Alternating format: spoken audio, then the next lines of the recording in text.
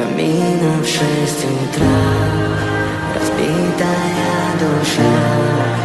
и все твои обещания